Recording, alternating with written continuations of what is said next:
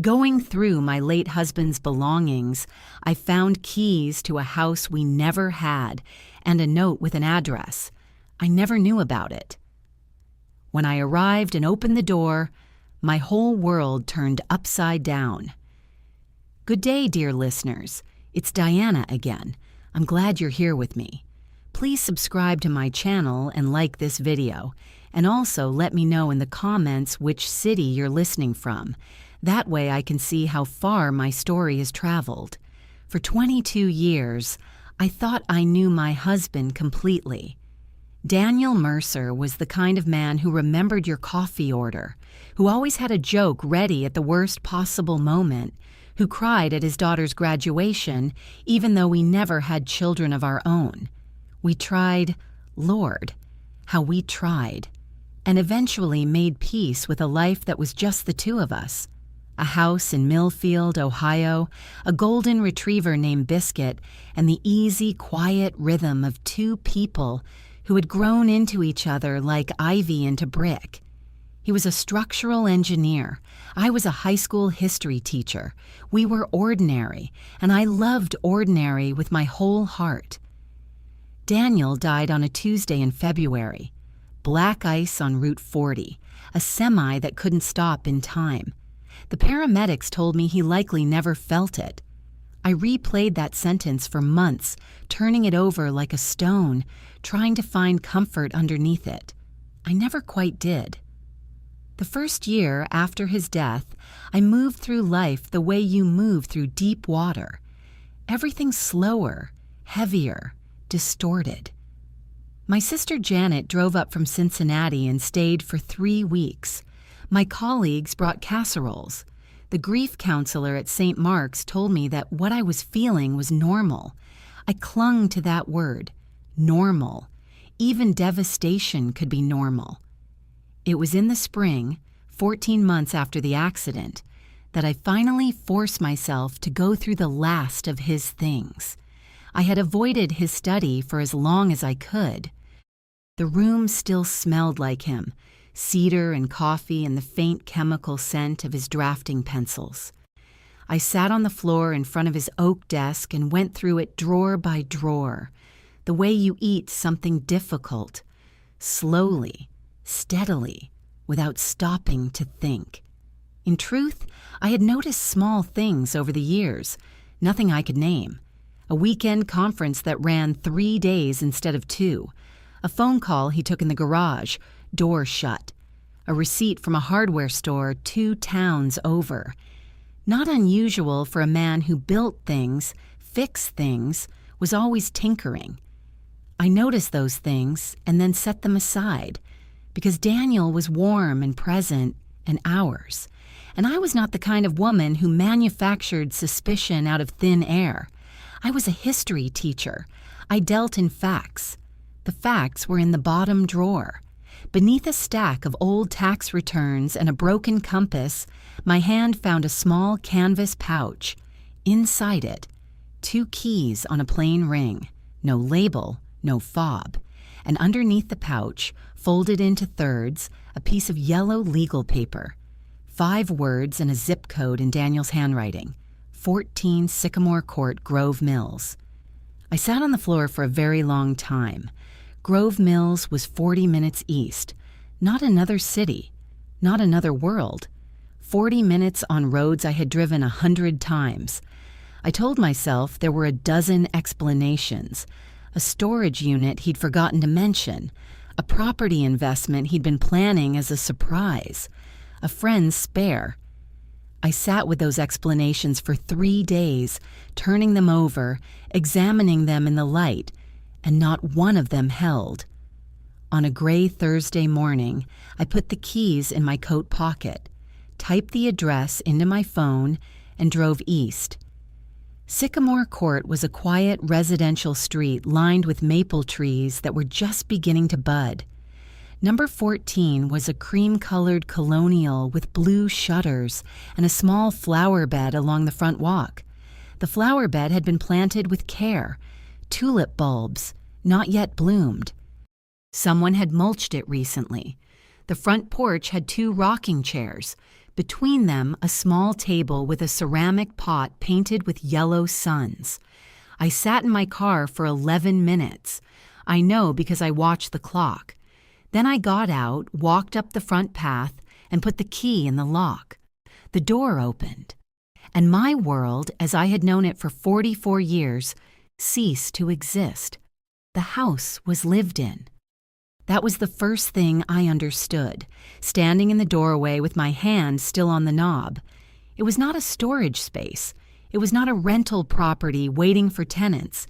It was a home, warm and particular, and arranged by someone with opinions about where lamps should go and which art belonged on which wall. A pair of women's sneakers sat near the front door, size 7. A child's backpack hung from a hook, pink, with a cartoon cat stitched on the front pocket. I stepped inside. The living room had a navy sectional sofa and a coffee table covered in library books and a half-finished jigsaw puzzle of the Grand Canyon. Family photographs lined the hallway wall in mismatched frames, the kind of wall that builds up over years, not assembled in an afternoon. I walked toward them slowly, the way you approach something you are not sure is real. Daniel looked back at me from a dozen angles. Daniel at a barbecue, laughing, spatula raised. Daniel at a beach I didn't recognize, sunburned, squinting into the camera. Daniel sitting on these very stairs, a little girl of perhaps 7 or 8 on his lap, both of them making the same face, eyes scrunched, noses wrinkled. For the camera. The little girl had his eyes. She had his exact eyes, the dark amber that I had always called his best feature. Next to him, in almost every photograph, was a woman. Dark-haired, early 40s, sharp-boned, pretty in the severe way of someone who knows it. She was not looking at the camera in most of the pictures. She was looking at Daniel. The expression on her face was not complicated. It was ownership. I found myself in the kitchen. I don't entirely remember walking there. The refrigerator had crayon drawings held up with vegetable magnets, a grocery list on the counter in 2 different handwritings, Daniel's on top, milk, coffee filters, light bulbs, and someone else's below, adding Emma's vitamins and call dentist. Emma. The little girl's name was Emma. She had Daniel's eyes and a dentist's appointment and a backpack with a cartoon cat. And she had been my husband's daughter. I sat down in a chair at the kitchen table and did not move for a long time. How long had this been happening? I went back through years in my mind, rifling through them like files. We had been married 22 years. Emma appeared to be 8 or 9. The house, the mortgage, the furniture, the tulips someone had taken time to plant, spoke of something that had not been casual or brief. This had been a life, a parallel, fully constructed life, running alongside mine for nearly a decade, 40 minutes away on roads I drove every week. Was he with her the weekend he said he had a conference in Columbus? Was he sitting at this kitchen table on the nights he worked late? Did she know about me? Did she know I existed at all? I drove home in a state I cannot accurately describe, not crying. I was past the point where crying was available to me. Something colder had settled in behind my ribs. By the time I reached Millfield, the cold had organized itself into something I recognized. Anger. Clean, structural, architectural anger. The kind that doesn't shout. The kind that plans. Because here was the fact that the history teacher in me could not ignore. Daniel was dead, but he had left behind an estate. Our house, his pension, his life insurance policy, $250,000, naming me as primary beneficiary. The savings account we had maintained together for 22 years. And now, a house in Grove Mills in Daniel's name, which I had confirmed with a 30-second online property search from my car before I left Sycamore Court. Who else was named in documents I hadn't yet seen? That question kept me awake until 3 in the morning. And somewhere in those dark hours, my first plan assembled itself with terrible clarity. Step 1. Find out everything. Every account, every policy, every legal document Daniel had ever signed. Step 2. Secure what was lawfully mine before anyone else could touch it. Step 3. Find out who that woman was and what exactly she believed she was entitled to. I was a 56-year-old high school history teacher who had just buried her husband twice in the space of one morning. But I had also spent 22 years watching what happened when people underestimated quiet women. They always regretted it. I called Greg Walsh on a Friday morning. Greg was an estate and family law attorney who had handled my mother's will 7 years earlier. Methodical, unshowy, thorough in the way a good accountant is thorough. When I explained the situation on the phone, there was a pause of exactly 4 seconds before he said, "Come in Monday. Bring everything you have." No alarm in his voice. No pity. I appreciated that more than I could say. Over the weekend, I went through Daniel's study again. This time, I was not grieving. I was excavating. I spread every document across the dining room table in chronological order. Tax returns, bank statements, insurance policies, the deed to our house, the pension paperwork from Daniel's firm. I photographed everything on my phone and emailed the files to myself. I was organized and methodical, and I only stopped once, when I found a birthday card from Emma tucked inside a folder labeled Miscellaneous. She had drawn a house with a dog in front of it and written "Happy Birthday, Daddy" in large, wavering letters. I set it face down and continued working. Monday morning, I sat across from Greg Walsh in his office above the coffee shop on Birch Street and laid everything out. He listened without interrupting. When I finished, he laced his fingers together on the desk and said, "The first thing we need to know is whether Daniel held the Grove Mills property jointly with anyone or solely in his name." "Solely," I said. "I checked the county records online. Daniel R. Mercer, sole owner. Purchased 11 years ago." Greg nodded slowly. "And you're the sole beneficiary on the life insurance." "On the policy I know about," I said. He looked at me steadily. "That's the right instinct. We'll pull a full asset search. If there are other accounts, other policies, we'll find them." We filed the paperwork to open formal estate proceedings that same week. I was the legal spouse, the only legal spouse, because bigamy required a second legal marriage, and there was no evidence of one. Whatever Daniel and the woman at Grove Mills had been to each other, it was not a marriage recognized by the state of Ohio. That was the cold legal fact, and I held it like a handhold on a cliff face. It was Greg who first said her name to me. His paralegal had pulled the utility records for 14 Sycamore Court within a week. Electric, water, gas, all in the name of Sandra Holt, 41 years old, occupation listed as freelance graphic designer, and listed as emergency contact on the elementary school records of one Emma Holt, age 9. Sandra Holt. I said the name quietly to myself driving home, the way you test a bruise with your thumb. Meanwhile, something was clearly changing at 14 Sycamore Court. I know this because Greg's paralegal, a young woman named Rosa, who had the quietly efficient manner of someone who had seen everything, had driven past the property twice at Greg's request. The second time, she reported that a car she hadn't seen on the first visit was parked in the driveway, a dark green sedan registered to a Patricia Holt of Dayton, Ohio, Sandra's mother. The blinds in the front rooms, which had been open the first time, were now closed. They knew something was happening. They didn't know what. Not yet.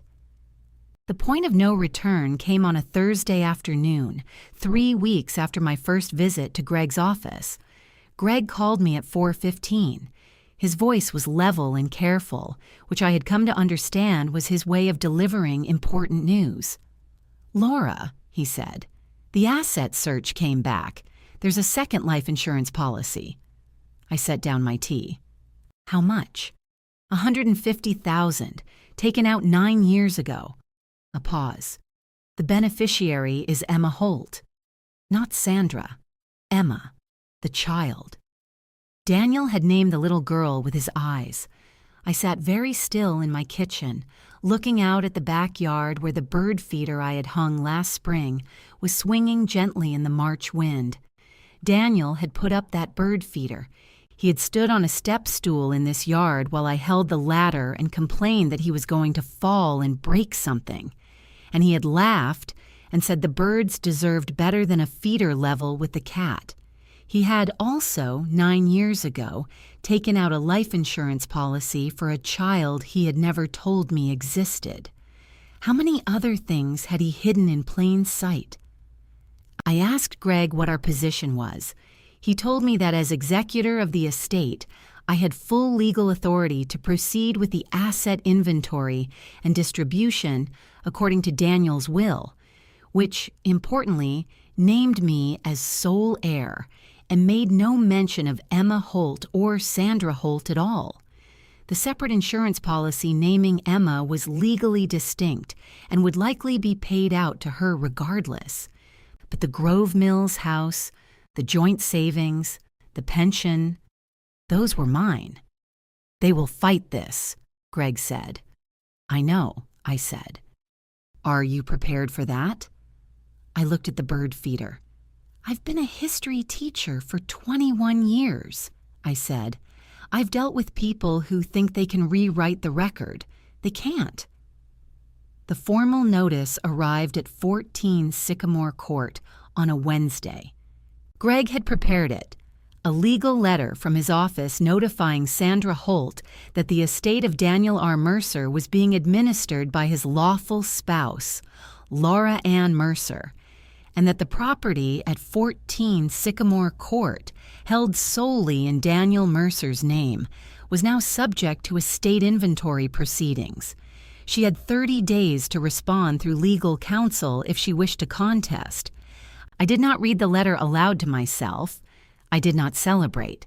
I signed the authorization, handed it back to Greg, and drove to school, where I taught 2 sections of American history to 11th graders who had a quiz on the Progressive Era. Life continued. That was the point. 3 days later, Sandra Holt came to my house. I was in the backyard pulling dead growth from the flower beds when Biscuit started barking at the front door. I came around the side of the house to find 2 women standing on my porch, Sandra, sharp and coiled in a dark coat, and next to her, a heavier woman in her late 60s with Sandra's same set to her jaw. Patricia Holt, the mother. Sandra spoke first. Her voice was controlled, but only just, the way a lid is controlled when the pot is boiling. "Mrs. Mercer, we need to talk." "We can talk," I said. I did not invite them in. I stood at the bottom of my porch steps and held my garden gloves in my hand, Biscuit pressed against my leg. "That house is Emma's home," Sandra said. "Daniel promised us. He promised me that house would be taken care of. You have no idea what we had, what he—" "I have a complete legal picture," I said. "My attorney is happy to answer questions about the estate process." Patricia stepped forward. She was the angrier of the 2, I realized. The one who had driven 2 hours from Dayton and was not interested in being polite about it. "You think you can take that house from a 9-year-old child? From his daughter?" "I am not taking anything," I said calmly. "The estate is being administered according to the law and according to Daniel's will."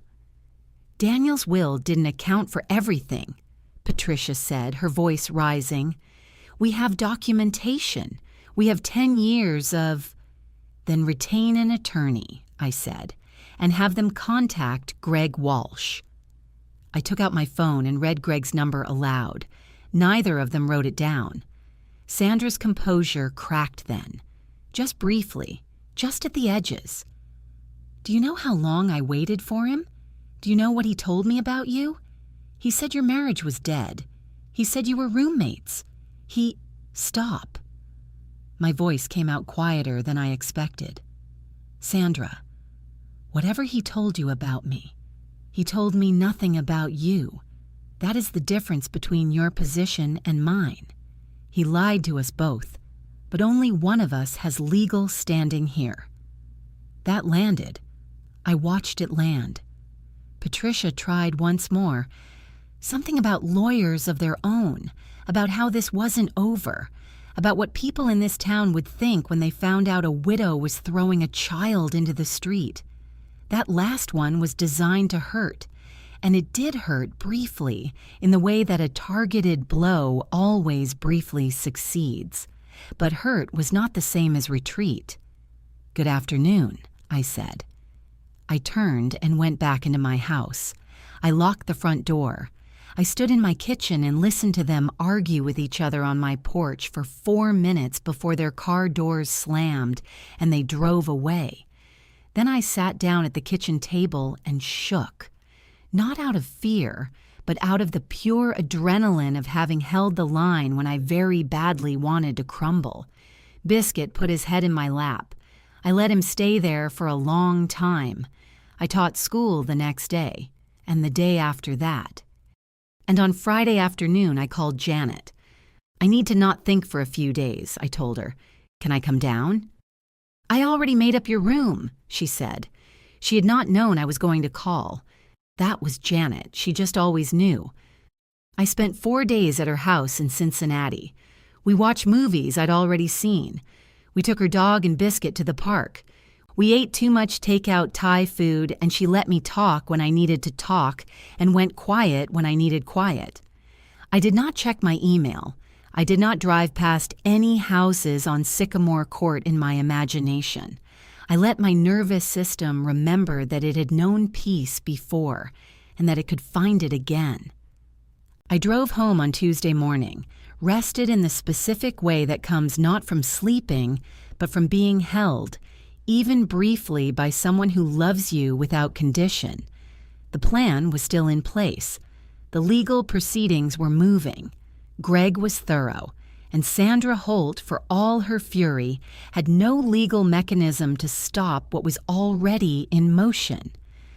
I made coffee in my kitchen and watched the birds at the feeder and felt, for the first time since February, something close to solid ground. The offer arrived through Sandra's newly retained attorney on a Tuesday. His name was Kellerman, a civil litigator from Columbus, which told me Sandra had reached beyond her hometown for reinforcement. His letter was formal and measured and designed to sound reasonable. His client, Ms. Sandra Holt, proposed a private settlement in which Laura Mercer would release all claims to the property at 14 Sycamore Court in exchange for a payment of $40,000 and a mutual non-disclosure agreement. The letter used the phrase, "the best interests of the minor child," 4 times. It was calculated, and it was meant to feel generous. I read it twice. Then I forwarded it to Greg and called him. "They're scared," he said. "That offer is worth less than a quarter of the property value. They're testing whether you want this to go away. Do they look like people who deserve $40,000 in my silence?" I said. I heard Greg almost smile. "I'll decline." "Decline warmly," I said. "I want them to feel hopeful for exactly 1 more day." He declined. Kellerman responded within 48 hours with a second letter, slightly more aggressive in tone, suggesting that a protracted legal battle would be costly and emotionally damaging for all parties, including, pointedly, the surviving child. That was the first time I felt something like contempt, clean and useful. They were using Emma as a shield. a little girl with Daniel's amber eyes, who had no part in any of the decisions that had landed us all in this particular landscape. I did not blame Emma. I had decided that early and held to it. What I did blame, clearly, without apology, was the woman who had spent nearly a decade sharing a man she knew belonged to someone else, and the mother who had apparently known and said nothing, and the entire architecture of willing deception that had been constructed 40 minutes from my front door. The $40,000 offer went in the trash. That same week, I told two people the full truth. The first was Janet on a long phone call on a Wednesday night. I had given her pieces before, enough to explain the legal proceedings, enough that she understood why I had needed those 4 days in Cincinnati. But that Wednesday, I told her everything. The keys, the house, the photographs, Sandra's face in every picture, Emma on Daniel's lap with his eyes, Patricia on my porch telling me what people would think. Janet listened without interrupting until I finished, and then she said, "Laura, I am so sorry he did this to you. Not that he died, though that too, but that he did this. To you. For years." Her voice was absolutely steady. "And I want you to know that whatever you need to do, I am behind you. Completely. Without question." That sentence was worth more than any legal motion Greg filed that month. The second person I told was my colleague Margaret Chu, the AP English teacher who had worked in the room beside mine for 12 years and was the most pragmatic human being I had ever encountered. Margaret's response was shorter than Janet's, but perhaps equally useful. "He sounds like he was very good at being two things at once," she said. "A lot of people like that mistake patience for weakness. Don't let her make that mistake about you." I thought about that for several days afterward. Don't let her make that mistake about you. It became a kind of internal compass.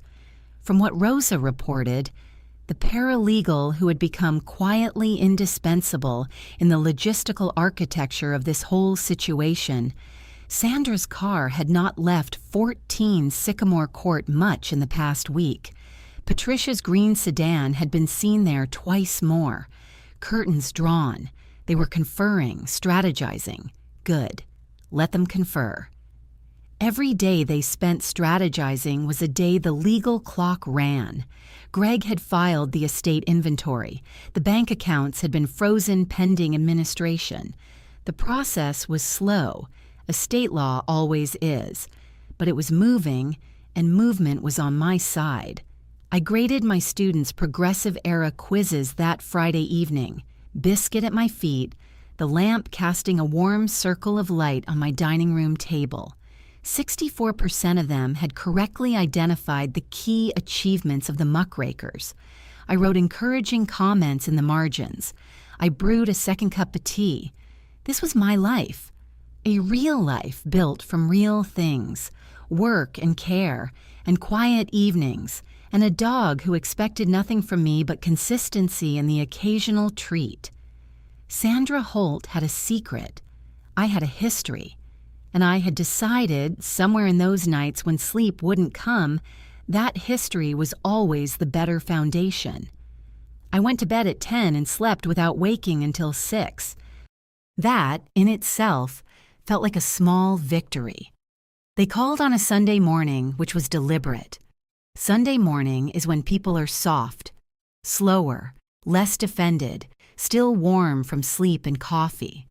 I was standing at the kitchen window with my first cup, watching a pair of sparrows argue over the feeder when my cell phone rang.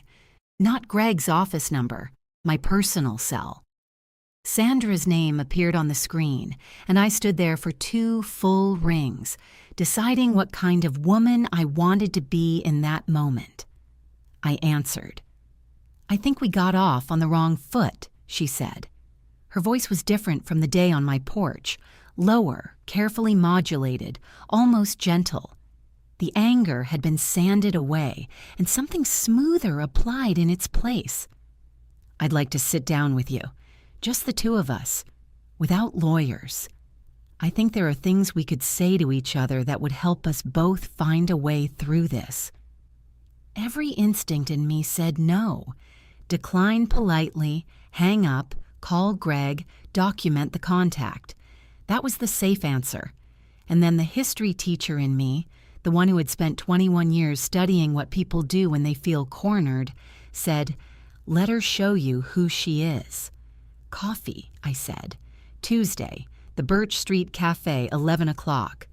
Public, neutral, my town, not hers." She thanked me. Her voice stayed warm.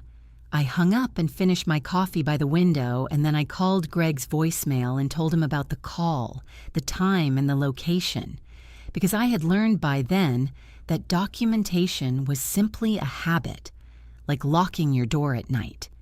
She came with Patricia anyway, despite just the two of us.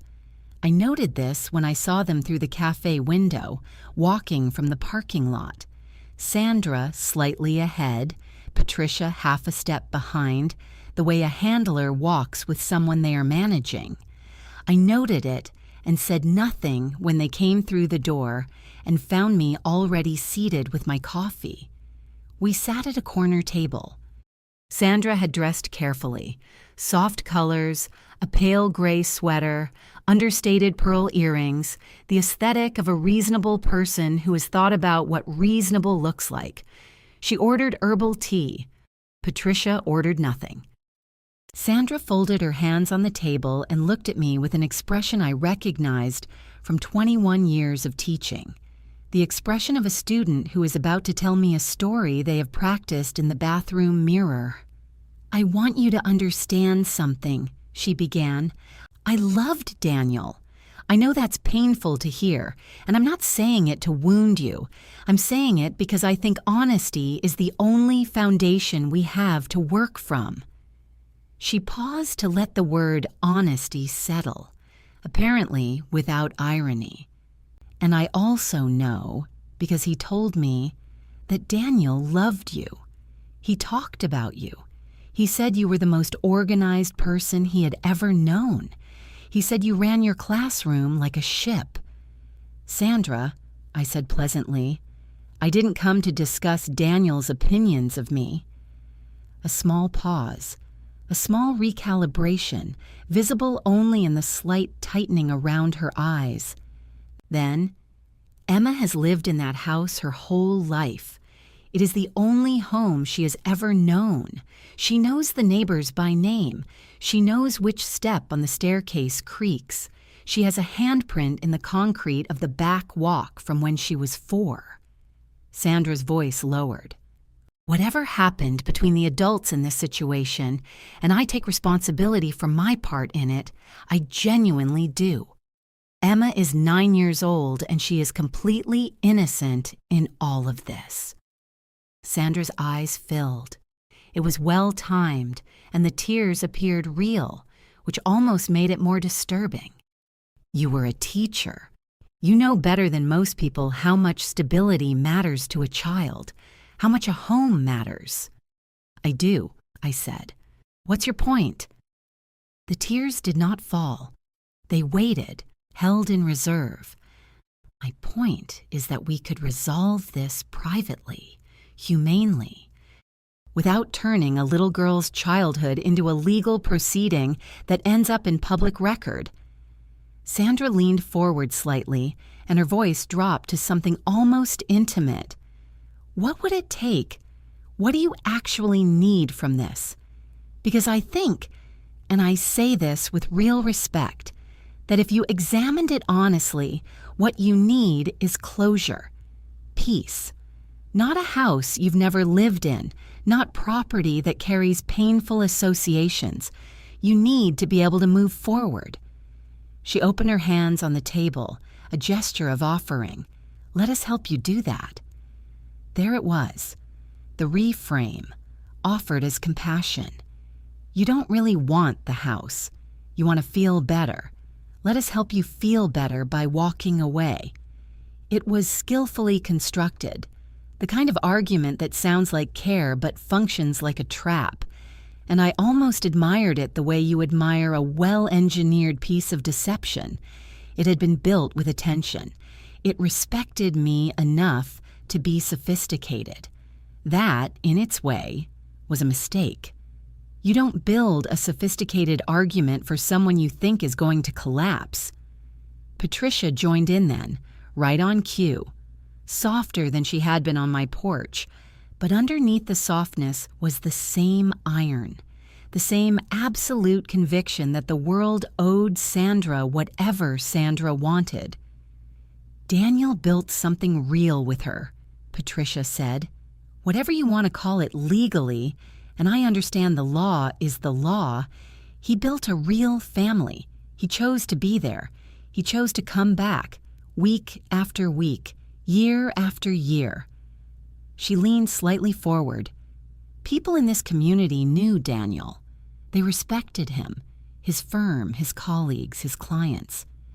It would be a shame for everyone, Laura, for his memory, for the people who admired him, and honestly, for yours, if the details of his personal life became public record through a contested estate proceeding that drags on for months.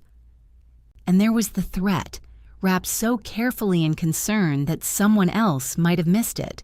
Someone who wasn't a history teacher who had read 1,000 primary sources and learned to hear what was underneath the stated argument. I set my coffee cup down on its saucer with a small, deliberate click. "Let me make sure I understand," I said quietly. I looked at Patricia first, then Sandra. "You're suggesting that I should voluntarily drop a legally valid estate claim to property that is rightfully mine under Ohio law and under my husband's will in order to protect Daniel's reputation." I paused. After what he did. Sandra started to speak. I continued, not raising my voice. "You came to my home with threats and raised voices. That didn't work. Your attorney sent a settlement offer worth less than a quarter of the property's market value, wrapped in language about the minor child's best interests. That didn't work either. And now you're sitting here in a cafe in soft colors with herbal tea, telling me very pleasantly that it would be a shame if things became complicated." I picked up my coffee cup. "Sandra, I am 56 years old. I have sat across a classroom desk from 16-year-olds who thought they could talk me out of a failing grade with a better story than this. They could not. You are a much better storyteller than most of them, and it still isn't going to work."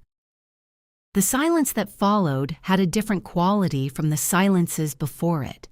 The carefully maintained expression on Sandra's face did something involuntary, a tightening along the jaw, a thinning of the mouth. The soft colors and the herbal tea and the well-timed tears had been a costume, and underneath the costume was someone much harder and much less patient. I had been waiting to see her. Now I had. "You will not win this," she said. The gentleness was completely gone. Just those 5 words, flat and cold. "We'll see," I said. I took a $20 bill from my wallet, set it on the table for my coffee and a generous tip for the server who had refilled my cup twice without being asked, and walked out. I drove home steadily, both hands on the wheel, Route 9 unrolling in front of me in the early afternoon light. And somewhere around the 3-mile mark, a genuine wave of fear moved through me. Physical, unexpected, as real as a change in temperature. Not of Sandra, the careful strategist in the soft sweater. Of Sandra without the sweater. Sandra backed into a corner with nothing left to lose, and a mother who would drive 2 hours from Dayton to stand on a widow's porch. That Sandra was capable of things I had not yet imagined, and I was aware, in a way I hadn't fully let myself be before, that I was one woman acting mostly alone. The fear sat in my chest all the way home. I pulled into my driveway and turned off the engine and sat there for a moment. A neighbor's dog barked somewhere down the block. A cloud crossed the sun.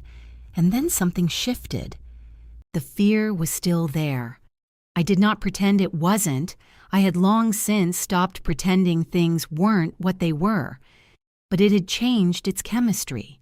It had become something I recognized from the early months after Daniel's death, when getting out of bed had seemed impossible, and I had done it anyway, every single day because the alternative was worse. The fear was real, and it was not going to stop me.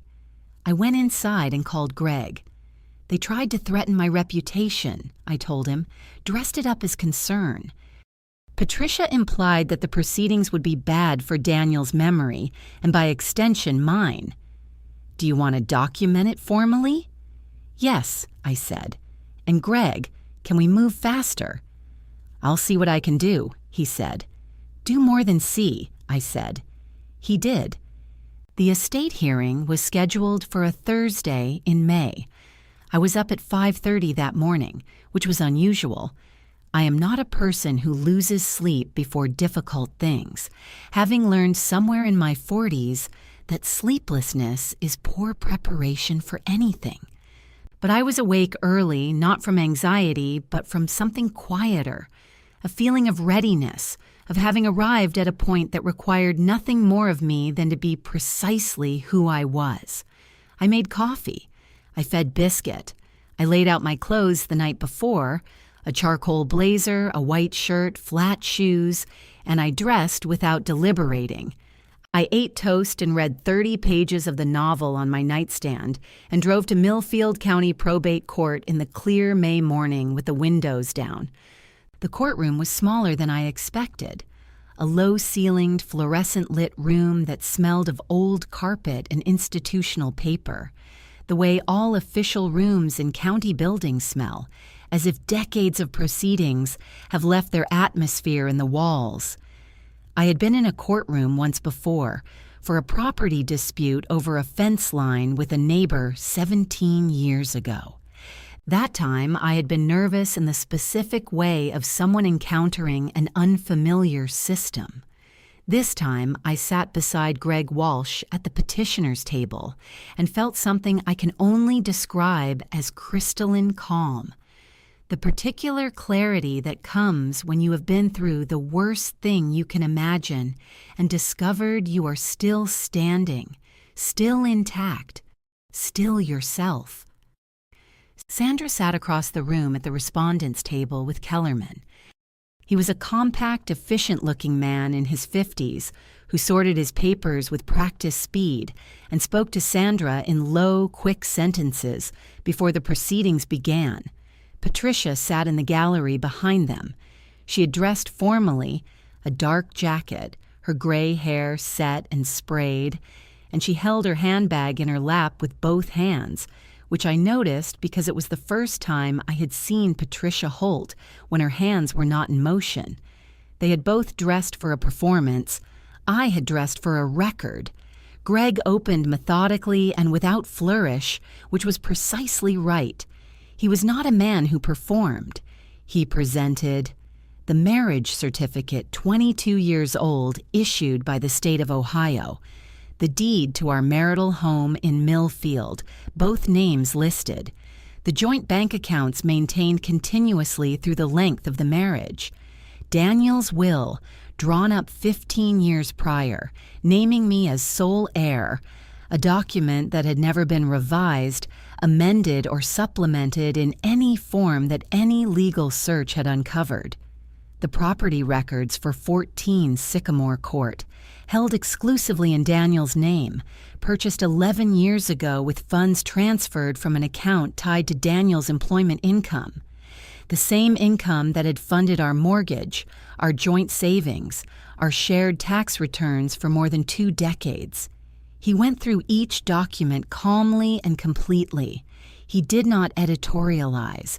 He did not ask the room to feel anything. He simply laid out the facts in the order they had occurred, which is all the truth ever requires. Kellerman challenged with practiced energy and genuine skill. He argued that Sandra had contributed substantially to the household, financially, practically, emotionally, over nearly a decade. He argued that Daniel's intent was evident from his behavior, from his choices, from his presence in that house week after week, year after year.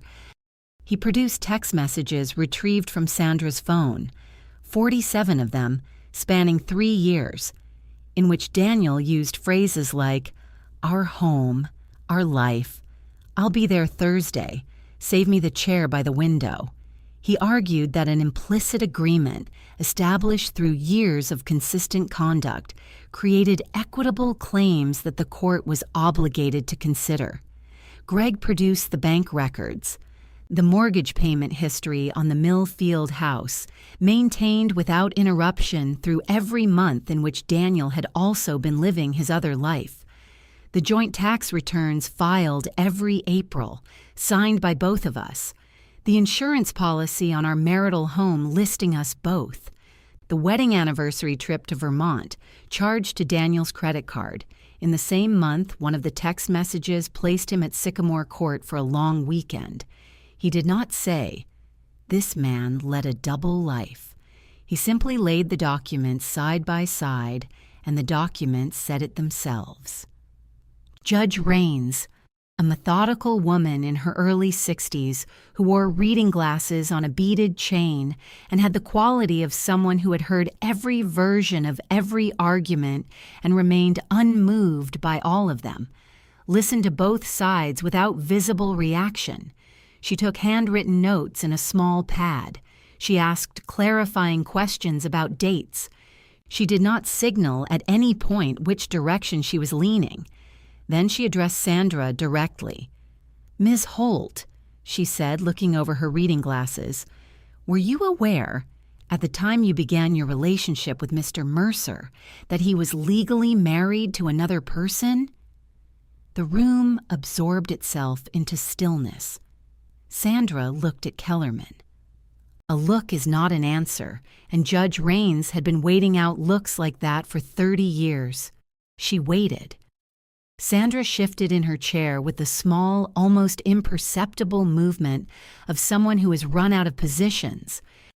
"I was aware that he had a prior relationship," she said carefully, "that he described to me as effectively over, that a yes or no will suffice," Judge Raines said, without impatience.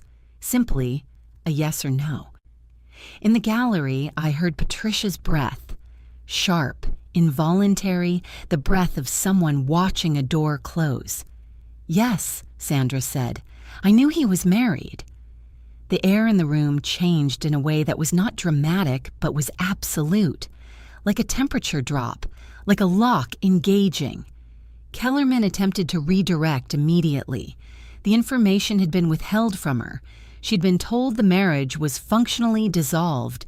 She had made decisions in good faith based on what she'd been told. But something had changed in the room's chemistry that legal argument could not unchange.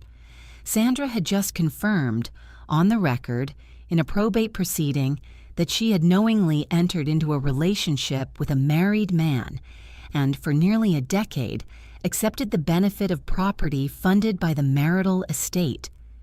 The text messages that were supposed to prove Daniel's intent now proved something else. They proved that Sandra had received them, knowing they came from a man who went home to a wife on the other side of the county. Patricia Holt could not contain herself.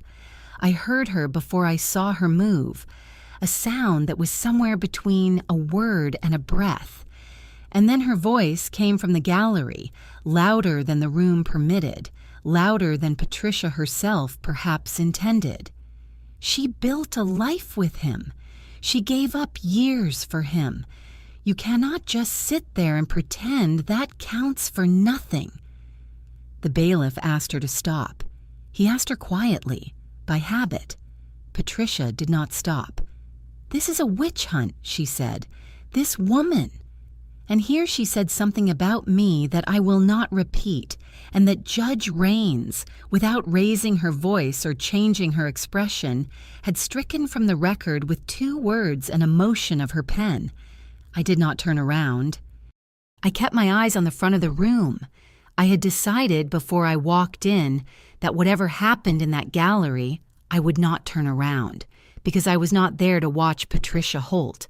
I was there for the record. Sandra unraveled differently, not in volume, but in coherence. The story she had constructed required a precise architecture of omissions to stand, and in the light of a formal proceeding with dated documents and signed records, the architecture began to fail under its own contradictions.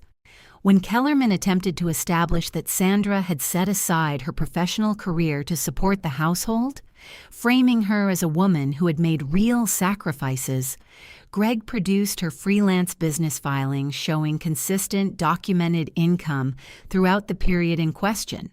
Sandra said she didn't remember those filings. Greg showed her the signature. She said it might be from a different period. Greg read the date aloud. She said she'd have to check with her own records. She looked, by the end, less like a woman defending a position than a person trying to remember which version of a story she had told to which room. The specific patient cruelty of documentation is that it has no interest in which version you prefer. It simply shows you what was signed, when, by whom, and for how much. I sat at my table through all of it with my hands folded and my back straight, and the same expression I wear when I'm waiting for a student to finish an answer I already know is wrong. Not unkind, not triumphant, simply steady, present, patient. There. Judge Raines would not issue a ruling that day. Estate proceedings require written decisions, and hers would come within 60 days. I had known that walking in. Greg had told me a dozen times. But when we stood to leave and gathered our documents and our folders, Greg briefly put his hand on my forearm, the most demonstrative gesture I had seen him make in 4 months of working together, and said quietly, "That was a good day." I walked out of the Millfield County Probate Court into May sunlight so bright it took a moment for my eyes to adjust. The parking lot was ordinary. A woman was loading groceries into the trunk of a minivan. A man in a reflective vest was eating lunch on a concrete barrier. The world, entirely indifferent to what had just happened, continued. For the first time in 16 months, I thought, yes, it was. It really was. Judge Raines's written ruling arrived 53 days later, on a Tuesday afternoon in July. Greg called me before I could open the email. His voice, for the first time in months, was warm without being careful. "It's everything," he said. I sat down. The ruling was 11 pages. Greg walked me through it on the phone, but I read it myself that evening at the kitchen table with Biscuit at my feet. Judge Raines had determined, clearly and without qualification, the marriage of Laura Ann Mercer and Daniel Robert Mercer was the sole legal union recognized by the state of Ohio. The estate would be distributed in accordance with Daniel's will, Laura Mercer sole heir, with the single exception of the life insurance policy naming Emma Holt as beneficiary, which was legally distinct and would be honored as written. The property at 14 Sycamore Court was to be inventoried and liquidated as part of the estate. Sandra Holt had no legal claim. The ruling explicitly noted that Ms. Holt had acknowledged, on the record, her awareness of Mr. Mercer's legal marriage at the time their relationship began, and that no written agreement, no implicit promise, and no duration of occupancy created a property right in the absence of legal standing. Patricia Holt's conduct during the hearing appeared in the record. Judge Raines did not need to comment on it. It was there. Kellerman filed for reconsideration.